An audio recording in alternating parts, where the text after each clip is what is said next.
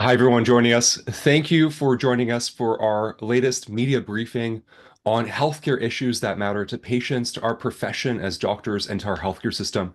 I'm Dr. Dominic Novak. I'm a family doctor at Women's College Hospital in Toronto, and I'm also the president at the Ontario Medical Association. We're the voice of 43,000 doctors across the province.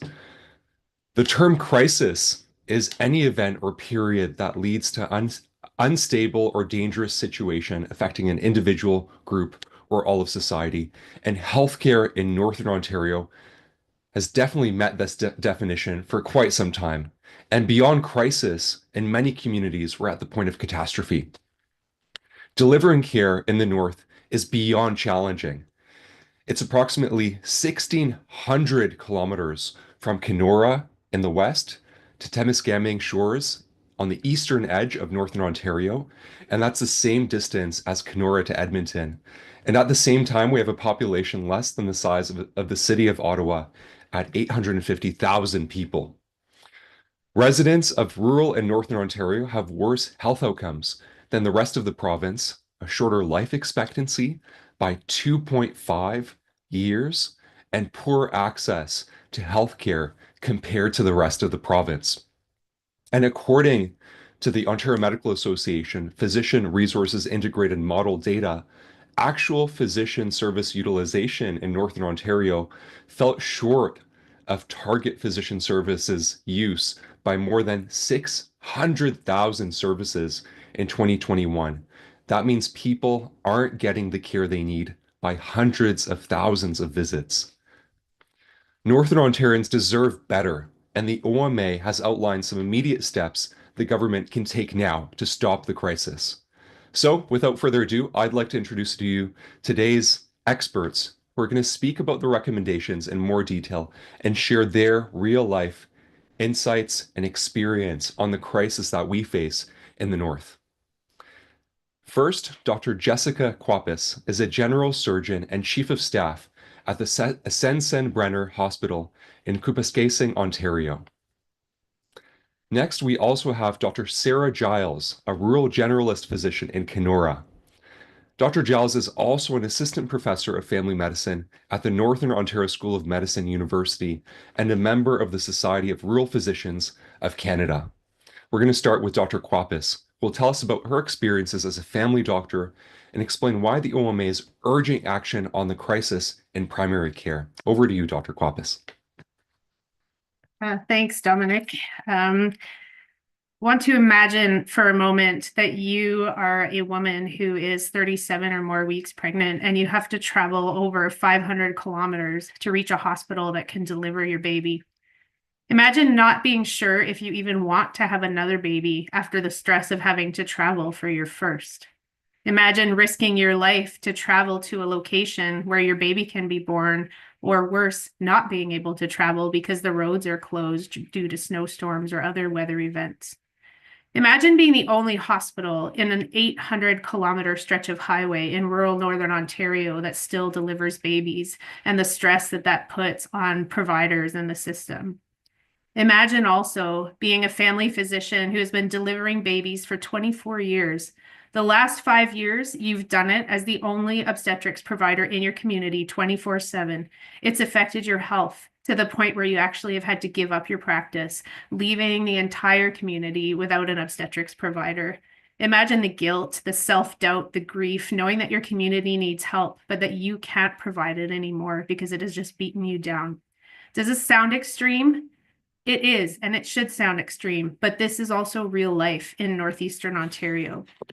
In June 2023, Dr. Richard Claveau resigned from family practice and obstetrics in Hearst, Ontario for health reasons. This left the community of Hearst with no option for delivering babies locally. To put that in perspective, Hearst is 6 hours from Thunder Bay by car and 3 hours from Timmins, which are the two hospitals on either side that have larger obstetric services. In Kapuskasing, where I live, which is an hour east of Hearst, our obstetrics program is still going, but barely at times. We have faced shortages of nurses, anesthetists, surgeons, and family physicians providing obstetric services. And we've been working hard to build and stabilize our program so that we could open our doors to the women of Hearst and their surrounding communities. We were almost there. We were looking forward to, by the end of this year, being able to say to these women in Hearst, come deliver your babies here. We've got you. But then one of our family physicians who had been doing obstetrics for 7 years also resigned, again, due to family reasons and the extreme challenge of being on call for obstetrics a lot of the time.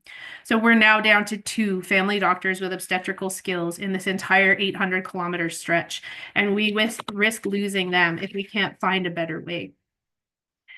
To avoid the risk of not being able to reach a center with obstetrics care when they go into labor, women from Hearst and from other small communities across Northern Ontario are advised to relocate at around 37 weeks to a larger community. They leave their homes, they leave their families, their social supports, and they stay in hotels, Airbnbs, or if they're lucky and they have family and friends, they stay with them and they wait. On average, about 2 weeks in those communities to deliver their babies. This is expensive. The average cost for a relocation for delivery is around $4,500 to $5,000 per person per visit. And women across Northern Ontario are spending over $5 million per year to access delivery services. It's disruptive and it's totally inequitable. Imagine being in Southern Ontario and being told that you have to relocate to several hours away many weeks before your baby is born just so you can be somewhere safe. It would not be acceptable there, and it is certainly not acceptable here, but it happens all the time. There are those who can't relocate, and they make the difficult decision to wait until they go into labor in the hopes that they'll make it there on time. Some make it to care, some don't. There have been deliveries in a taxi, in the bathroom of an emergency department that doesn't have obstetric services, in ambulances, just to name a few. Many women don't even receive prenatal care in their last few weeks of pregnancy because it's not being provided in their community because they're supposed to relocate. Thankfully, so far, there have not been any negative outcomes for women who have been far away from care when their babies were born. But it's only a matter of time before something tragic happens. This is foreseeable, and we have to do something about it before it happens. So what are we asking for? We have put in a proposal to the Ministry of Health for a different model of funding for family physicians providing obstetric services. This be essential for stabilizing supports and for making the field of obstetrics more attractive to people. The proposal is on the desk of the Ministry of Health. They have asked some initial questions, but we know that these processes can take years, and we do not have years for this to get sorted out. This has to happen immediately because the lives of our moms and babies depend on it. Kapuskasing is really working to become a hub of obstetrical care and surgical care for our part of rural Northeastern Ontario, and we do require additional resources to make that happen, including resources to pay visiting physicians to fill the gaps when we don't have the services provided ourselves.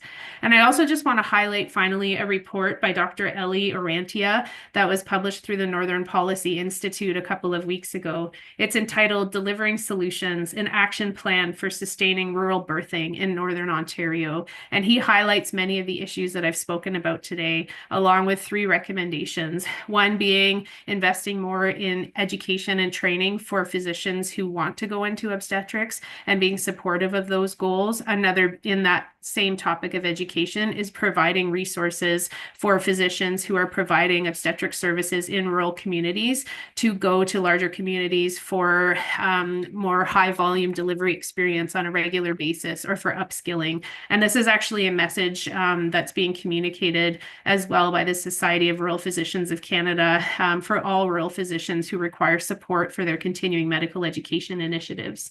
There needs to be additional investment in health human resources for for Northern Ontario. And finally, there needs to be a systemic, system-wide approach and putting heads together to solve this problem, to come up with a strategic plan that will address these issues once and for all. And so investment needs to be made to pull the people together and the oversight to make that happen. My final point would be that Ontarians, we have discovered recently through a poll, over 90% of them believe that equitable access to healthcare ought to be one of the priorities for our province. This is not happening right now in Northern Ontario, and we can't just take healthcare resources from Southern Ontario to fund the crisis in Northern Ontario, because Southern Ontario also has many access challenges. Northern Ontario requires specific additional investment in healthcare and specific leadership to oversee what is happening by people who know the North, understand the North, and can help oversee the problems. Thank you very much.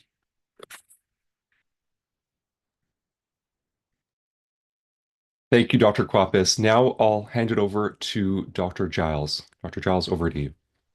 Good morning. Thank you, Dominic. Thank you all for joining us this morning to talk about the crisis that is Northern Ontario healthcare. My name is Sarah Giles. I am a family physician, ER doctor, hospitalist, rural generalist. First, I'd like to tell you about what it means to be a rural generalist family physician, because that's really the model that Northern Ontario is based on. And if you don't understand it, it's a little difficult to understand what the crisis is. In Northern Ontario and much of rural and remote Canada, family physicians who are rural generalists provide care. What does that mean? These are specialist family physicians who have trained in a generalist model. That means that the person who provides primary care is also often the person who provides emergency room care, looks after inpatients, delivers your babies, perhaps does stress tests, does chemotherapy, runs the fracture clinic, does OR assists. So when we say we are short rural generalists, family physicians in Northern Ontario, what we mean is that healthcare as a whole is in jeopardy. Hospital care is in jeopardy. It's not just primary care that's the problem, it's the whole model. So if you can't, go to the hospital to deliver your babies, if you can't go to the ER because it's closed, the same people who staff that are staffing primary care, which means the whole system is falling apart. We need a model that supports rural generalist family physicians and our generalist colleagues, such as general surgeons, general internal medicine specialists, pediatricians, etc. We need a health human resource plan. Currently, there is no plan. The doctors that are saying there's a crisis don't seem to be getting through to governments who have the ability to look forward and say, we need this many doctors, we should be funding this many seats in medical school and this many spots in residency. Right now, that plan does not exist. And the current plan is sort of like, let's throw a bit of money and some open spots in medical school and hope it all comes out in the wash. It is not working. Where I work currently, we are exceptionally short of physicians in the ER. When I look at the schedule for the holidays, I have palpitations because I see my name on it. I see a couple of my colleagues and I see a lot of blank spaces. And it's not fair that the entire problems created by a system that doesn't have enough people or enough money comes down onto the shoulders of 11 people in my community. We just can't do it anymore. We are exhausted. When we talk about staffing rural and remote communities in Northern Ontario, there's an element that we need to understand, and that's many of these people are Indigenous, and many of these communities are Indigenous First Nations. The calls to action from the Truth and Reconciliation Commission, specifically numbers 18 to 24, talk about health. We know that there's a demonstrated decrease in life expectancy if you live in Northern Ontario. That gap in life expectancy enlarges if you happen to be Indigenous or First Nations living in this area. That is not acceptable. We need to give Northern Ontarians, First Nations people, everyone living in Northern Ontario, equitable health care. What does that mean? It means that it's unacceptable for the children of Northern Ontario to have to go to London, Ontario. Yep, that's right. So from Kenora to London, Ontario to reach the closest pediatric center that has ICU beds. Imagine you're a parent and your child is critically ill and you have to fly around the province to get to be with them, or maybe to get home at the end of it with a sick kid when you're exhausted. It's just not right. Now, some of you may be saying, listen, I live in urban Ontario. Why does this matter to me? It matters to you, A, because maybe you have a sense of justice and equity and fairness, but it also matters because if there are problems in urban Canada in healthcare, then rural Canada is on fire. And if we can't deal with patients close to home, that means we're sending them to urban centers. And the more beds we take up there, the fewer beds are available for people who live in urban centers. Furthermore, the cost to the system for moving patients is huge. They deal with this in safety issues and access issues, as Dr. Kwapis mentioned, but also in terms of the emotional burden of being so far away from your support system that you choose to forego care. I regularly see patients who are scheduled to have radiation into Thunder Bay decline to go because they don't want to be a 5.5 hour drive from their families. They would simply rather deal with the consequences than have to be outside of their communities for a long period of time. We need to care about rural Ontario as well, because we are more and more often training our physicians in rural Ontario. When we create increasing spots in medical schools, we can't accommodate all of those people in urban places, so we need to move them to rural. And that's great, but they have to have good experiences. And if they're coming here and not having good experiences, then they're not going to want to do it. And if we can't accommodate them, then we cannot continue to enlarge the enrollment of medical schools. This affects urban people. How can we make the problem better? Well, we can look at a paid mentorship program. The Ontario College of Family Physicians used to do this. There are various groups that could do this, where we support those working in rural environments with paid mentorship with people who have worked in similar environments, who have the expertise to help them out. At any transition in life, work in rural communities becomes scary. You've been out of the community having a baby, or you've been out of practice for a year and you want to get back into the emergency room. We need to support these transitions with people who understand and have the expertise to help these doctors feel confident and sure that they're giving the best care possible. This can be done. Finally, we hear a lot about the economic engine that is Northern Ontario driving the economy. We cannot have mines, mills, farms going if we do not have a robust healthcare system. Nobody wants to move to a place where they cannot access care. It is not fair to say to Northern Ontarians, you're rural, you don't really need that same access. Yes, they do. Rural generalists, family physicians, who are the Swiss Army knives of medicine, are exceptionally well-trained and a great deal for the healthcare system. We need to make sure that these generalists are supported, are paid well, and are treasured by the community. This can be done. We just need some change. Thank you. Thank you, Dr. Giles. Before I turn it over to our media colleagues for questions, I'd like to say a few words about our Stop the Crisis campaign and our recommendations to government for solving the crisis urgently and immediately in Northern Ontario. Even though rural and Northern Ontario has a particular and unique set of needs, all the things our Stop the Crisis campaign are advocating for apply and are often exacerbated in the North. And I think about, the need for family doctors, the importance of keeping emergency rooms open as that foundation, access point and safety net for the healthcare system, the need for better surgical and diagnostic services access and drop in wait lists, or the need for a specific workforce strategy. So there are 3 solutions that we have in our Stop the Crisis campaign specific to Northern and rural communities.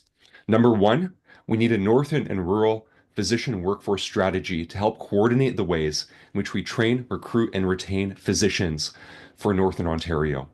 We have a few of these disconnected elements, but these have not been aligned so far in a coherent approach. And we recommend the government work with us, with the Ontario Medical Association, to develop and implement without delay a Northern physician workforce strategy, including the creation of a coordination center that would work with doctors and communities and support initiatives that sustain, retain, and help recruit the workforce that we need for today and for the decades to come.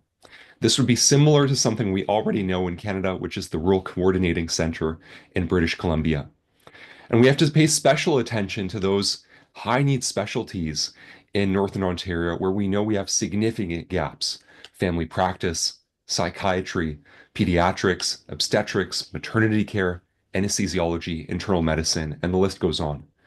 And on top of that, we need that as medical schools expand across the province, including at Northern Ontario School of Medicine University in Northern Ontario, there's an urgent need to keep our doctors, who are also teachers, and building up the workforce of the future in communities where we want our graduates to practice. A workforce strategy would include the needs of the clinician teacher.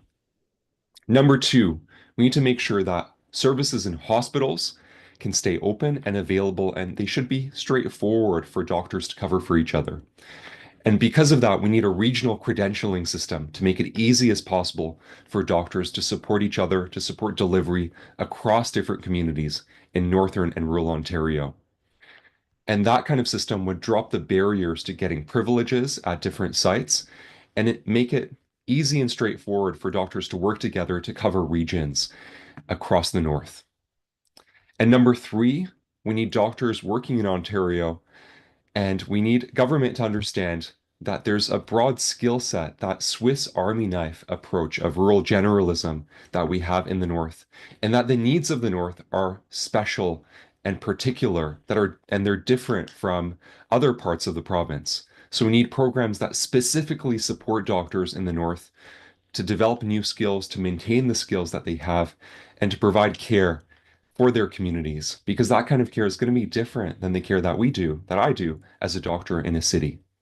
So now I'm going to open it up to our Q&A session. Please put your questions in our chat in the Q&A window, and I'll hand it over to the Ontario Medical Association team member working with us today, Dr. Jordan Kerbel, will moderate this portion of today's briefing. Thank you, Dr. Novak. Hi, everyone. I just want to take this opportunity to say thank you again for attending today's briefing, and to remind you to simply put your questions in the Q&A chat function. Please do include your name and your media outlet if possible, and we will do our best to get to every question. Again, please put your questions in the Q&A chat, include your name and the name of your media outlet. We will get to as many questions as possible. Okay, the first question we're going to go to is from Len Gillis with Sudbury.com. Len's question: how helpful would it be for Ontario to offer some sort of significant financial incentive or big tax breaks to entice physicians and nurses to set up practice in the North and to stay in the North for 5 or 10 years? And how soon could something like that happen? For this one, we'll throw it over to Dr. Giles. Dr. Giles, please. Hi, Len, thanks for your question. There are some financial bonuses for people who choose to live and work in the North. But believe it or not, they're actually really hard to qualify for. We have a number of physicians in Kenora who don't quite meet the full-time threshold as deemed by the provincial government, and as such are not eligible for any of these bonuses. And while it is helpful to encourage people to set up practice in the first place, and we absolutely need to be doing that, and could that be started tomorrow if we really wanted to? Absolutely. We know that retention is probably an even bigger issue. We need to keep the experienced local physicians where they are and work really hard to keep them happy, because you can't recruit new people to come into an empty system. It just doesn't work. We need to have the sort of anchors in a community who are there to teach the students, who will have a great experience so that they'll come back as residents and then decide to stay as staff. We need to have the people who can mentor new physicians. And how do we keep people there? It's not just through return of service agreements, which is if you stay here for 4 years, you get X amount of money, because really the studies show that doesn't work very well. It's helping the people who are in the communities have a reasonable work-life balance and not feel like the weight of the world is sitting on them. Part of that is through bringing people to the communities, through education leave, through having locums, but it's also community coming together to help make everybody's lives better, and including physicians in what's going on in the community, and maybe helping to lighten their personal load when it comes to working, sometimes really crazy hours. We also know there are physicians out there who can't come to certain communities, and they want to, but there's no childcare. So we really need a coordinated effort from small communities to help get rural physicians and healthcare providers there and keep them there. Thank you, Dr. Giles. The next question is going to be for Dr. Kwapis. This is from Rajpreet Sahota of CBC. Dr. Kwapis, Kappes Casings, the Sensenbrenner Hospital announced that its obstetrics program is at immediate risk of closing a month ago. Is there any update on where this stands now? Yes, thanks for the question. So our situation has not really changed since a month ago, and I should clarify that we are not currently in a situation where we're looking at permanent closure, but with 2 obstetrics providers only, they cannot cover the entire 365 days of the year. And so we are relying on visiting locum physicians to fill some of those gaps. We do have physicians who are willing to come and provide those services. We do not have a way to pay them. So currently the hospital has been paying out of its operating budget, which according to the Public Hospitals Act, it is not supposed to do, but is doing so just because it's committed to keeping our services open. Having said that, our hospital, as with probably every hospital in Ontario, is in a very difficult financial situation, and we can't keep paying out of the operating budget for our locums for very much longer. I can't give you an exact time frame on that, but at any time, really, something could change. And if we don't stabilize, first of all, the funding model so that we can actually get locums and have physicians that are able to provide coverage, there is really an immediate risk of having to close for a 24-hour period, a 48-hour period, a long weekend, even a week at a time. And that would leave that entire 800-kilometer stretch with no coverage. So we're hanging on, and we're really just pleading with the government to hear that we need this funding immediately so that we can stay open. Thanks.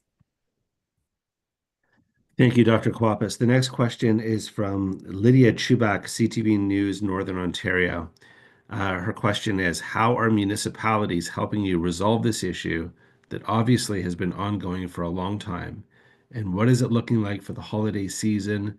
How should people plan and prepare? I'll throw this one over to Dr. Giles. Thanks.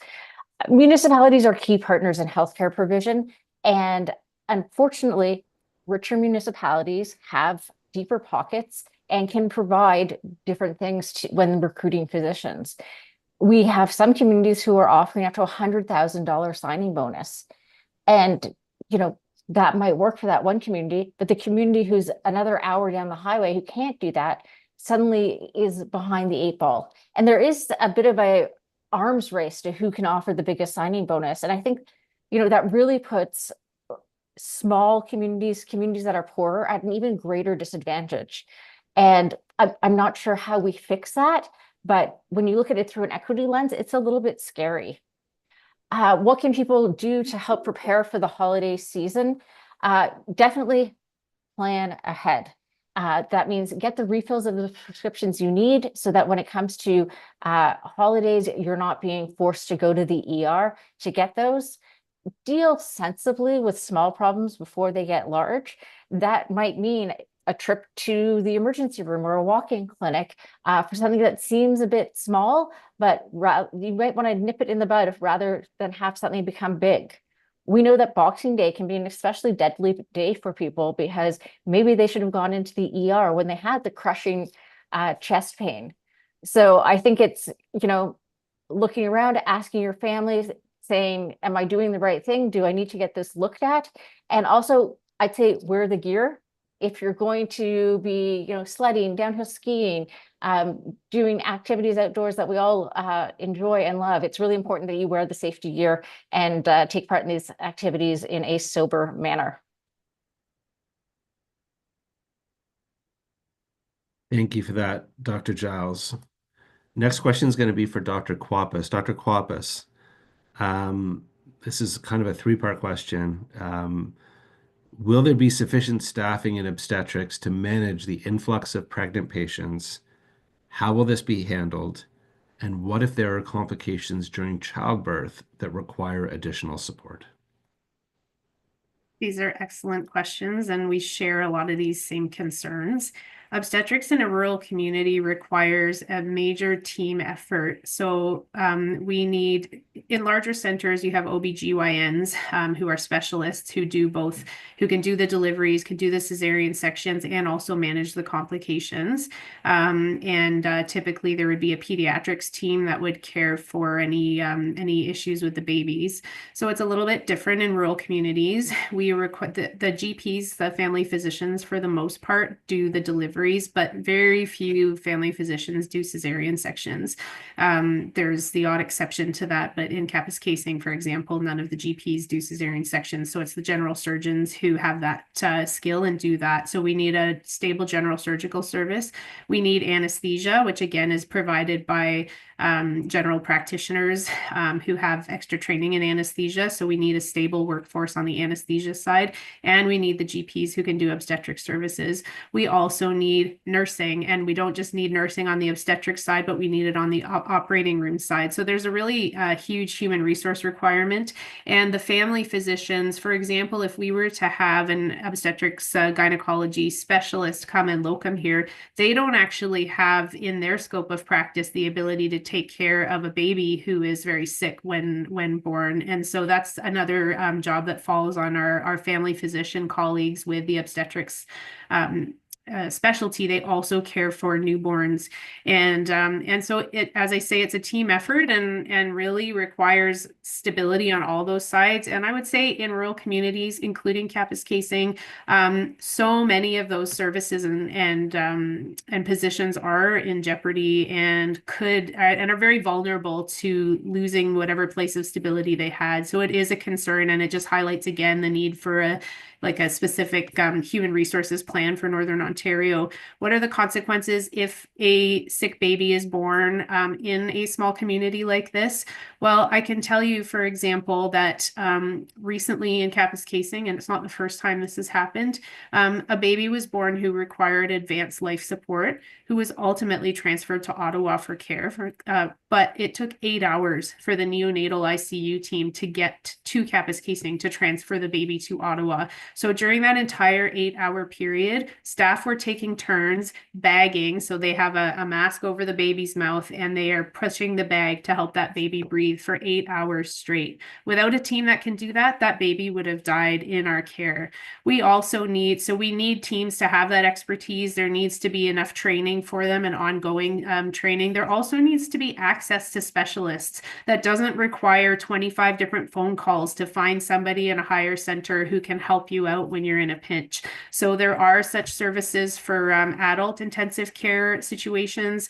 They're working on one for pediatrics. There's a little bit of a trauma option. There is some virtual support for ER physicians, but there needs to be similar virtual support and a one phone call access to get a specialist who can help with an obstetrics crisis or to help with a very sick baby. So yeah, it's scary. And this is really why we're sounding the alarm and hoping that this message gets heard loud and clear, that this is a crisis and lives really are at risk if we don't stabilize the situation. Thank you, Dr. Kwapis. Dr. Novak, you wanted to add something to that response. Yeah, you know what? I want to build on the question around municipalities as partners. We have seen that across the province, but the reality is, in the absence of a plan from the province, in this leadership vacuum that we have right now from the province, in plan for Northern Ontario, a plan for the workforce in healthcare, we're seeing this Hunger Games come up, a Hunger Games where communities are competing for doctors against one another. And it comes down to, who can offer what and how communities do it themselves. And what we really need is a plan that's thoughtful, that's thorough, that builds capacity not just for this week or next month or next year, but for years to come. And that has to come from the province. It can't come community by community, which is what the situation is right now. And it's leading to this Hunger Games at the expense of patient care. Thank you for that, Dr. Novak. We do have a question from Carol Martin with Elliott Lake today. Carol asks that we've mentioned stats about mortality and other statistics. Is there a place we can access the data that you referenced? Carol, I can tell you that from the Ontario Medical Association, we do have a lot of data in our Stop the Crisis, so it's stopthehealthcrisis.ca. We can also send you the link if you were to go to that link. There's lots of data and analytics vis-a-vis northern communities. But I will ask Dr. Klopas and Dr. Giles, is there anywhere else to reference the data that you've been speaking about earlier? The Canadian census does break things down by province. There's not great information on region by region, but that is a place where we can see the decreased life expectancy of people who live in Northern Ontario when compared to their urban colleagues. And I had mentioned earlier the report that was published through the Northern Policy Institute a couple of weeks ago called Delivering Solutions and Action Plan for Sustaining Rural Birthing in Northern Ontario by Dr. Ellie Arantia. That also contains a number of statistics. And also that not all of our data in Ontario is very robust yet. That's another need that we have. So some of the data has been extrapolated from rural British Columbia, where they have a more robust data collection and analysis system. But the statistics that I mentioned and more, many can be found in that report. Okay, thank you. Follow-up question from Lydia Chubak. Lydia says, thank you for taking her initial question. Have any meetings with the province taken place recently, or are there any scheduled in the coming weeks to address your concerns? Dr. Klopas, you did reference reach out to government, so I'll throw that to you first. Yes, that's correct. I have had some initial communication initially by email from the Ministry of Health contracts unit regarding our proposal and asking for some additional information. So that additional information was provided. And I do have a call set up next week with this branch of the Ministry of Health to discuss this further. So hopefully that means that they are taking this seriously, and we just hope that it continues to stay on the top of the pile and gets expedited through. In Kenora, we've recently had a proposal accepted by the Ministry of Health to look at a new way of funding care in town, which will hopefully be good. But the problem is these new deals, etc., do not come up until we have passed the point of crisis. When you destabilize an entire community of healthcare providers, it is impossible to recruit into that, and it's really hard to retain. I would hope that the Ministry of Health can look forward and say, we need to stabilize the workforce before it is decimated, and that the ministry will be proactive in offering solutions to other communities before they reach the point of catastrophe. And over to Dr. Novak. Dr. Novak, please. Yeah, we just had our Queen's Park Day a few weeks ago with almost 200 doctors from all across the province, including from northern and rural communities. And we hand-delivered the Stop the Crisis priorities to elected officials across party lines, including to the Minister of Health, the Premier, other elected officials that are, at the tables making these calls around our healthcare system right now. So government is aware of our priorities, and these are urgent priorities because they're the parts of our healthcare system that are beyond crisis. They're in catastrophe, and there's a reason that saving healthcare in northern and rural communities is on near the top of our list among, finding everyone a family doctor, among keeping emergency departments open. All of these things are connected, right? So government is aware of our plan. It's now up to them to enact these changes that would get people the care that they need. And again, we're talking about the foundational points of the healthcare system that everyone should deserve.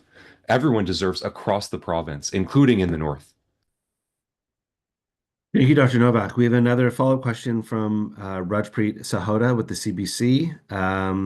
The question is for Dr. Kwapis, mentioned a different funding model that has been proposed to the Ministry of Health.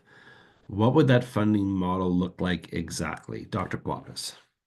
So most of physician remuneration is based on what's called a fee-for-service model throughout Ontario. And what that means is you get paid per episode of care for what you do. You can imagine in a rural community where maybe like Kapuskasing, for example, we have 80 to 100 deliveries per year. So in a week, maybe there would be 1 or 2. That means that you are making yourself available for a lot of time where you might not actually get called in, and you're essentially volunteering that time. So what the funding model addresses is to shift from a fee-for-service model to more of a different model that provides a more stable remuneration model for your availability and expertise. These are called alternate payment plans, and they have been brought in for many different specialties across the province and have been quite effective in helping to sustain rural services. So that's the type of model that we're looking at for GP obstetrics as well. Thank you, Dr. Kwapis. We have time for one last question. I'm going to throw this one over to Dr. Giles. Dr. Giles, we're seeing many physicians in northern and rural areas closing their practices or retiring. Why is this happening so rapidly, and where will their patients go for care? Yeah, so the question of, why are rural and northern doctors closing their practices or retiring, and where are people going to go, is one that keeps me up at night. I think we have reached a tipping point where doctors who work in rural and remote communities are saying, you know what, I just can't do it anymore. I am exhausted. When the doctor who looks after you in clinic is the same one who works in the ER, is the same one who does the surgical assist, is the same one who looks after inpatients, there's only so much you can do. And I feel like the healthcare professions did a lot during the pandemic. They put their lives on the line. They worked a lot of hours. And in short, my personal opinion is that people ran out of goodwill. There's only so much you can do for so long before you say it's not worth it. You can throw money at the problem.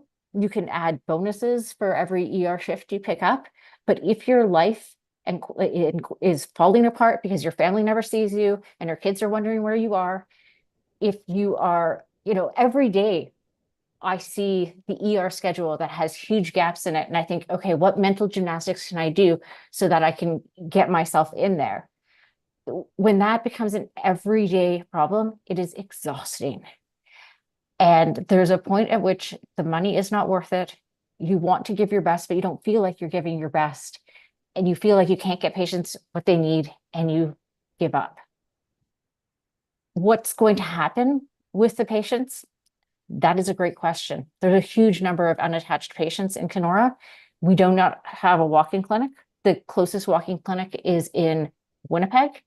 The answer then becomes go to the ER. Well, we can't staff our ER, and we are facing closures every week. And then the volume just goes up and up and up. And then the acuity of problems goes up because people don't want to come in because the wait is so long. And then we get backlogged because we have people who are critically ill. Where are patients going to go? The answer is going to be to the ER.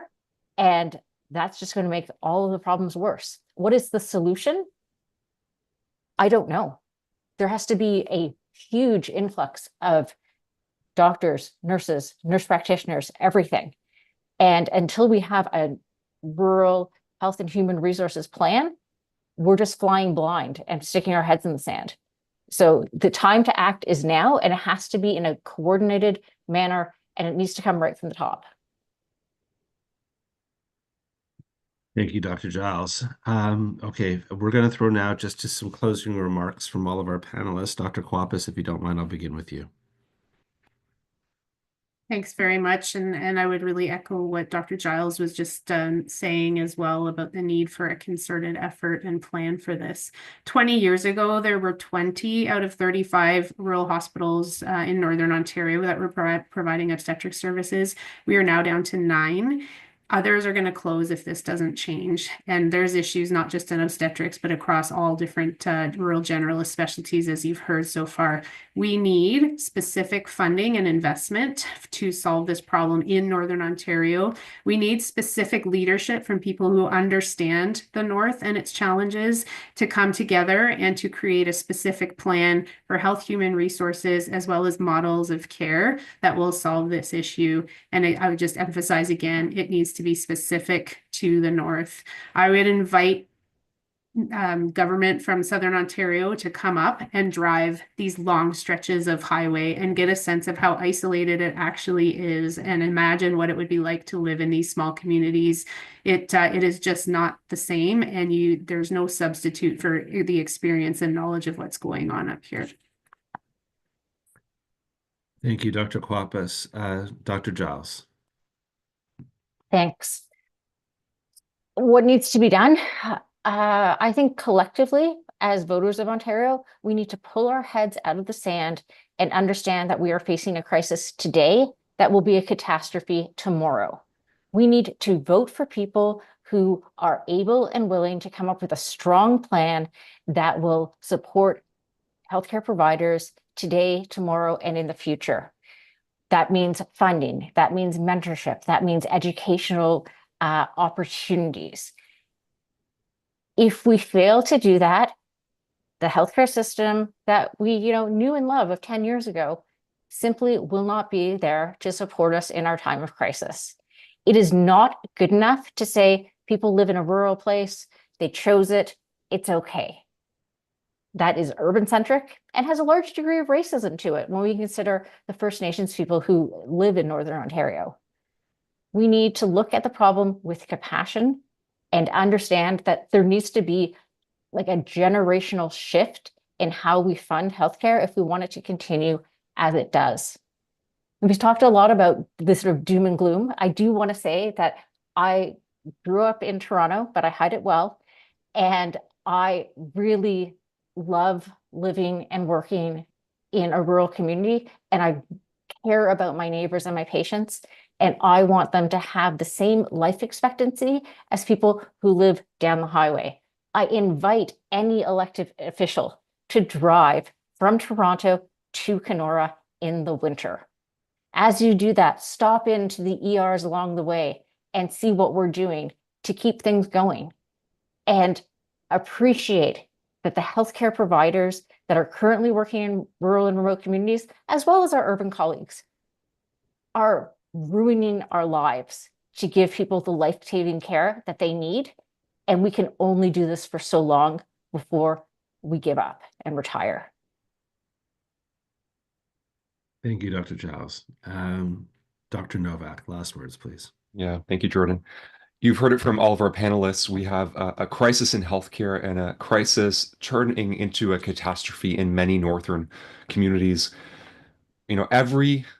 Everyone deserves access to a healthcare system that works for them, where they can reach out to it and that they can get what they need from it.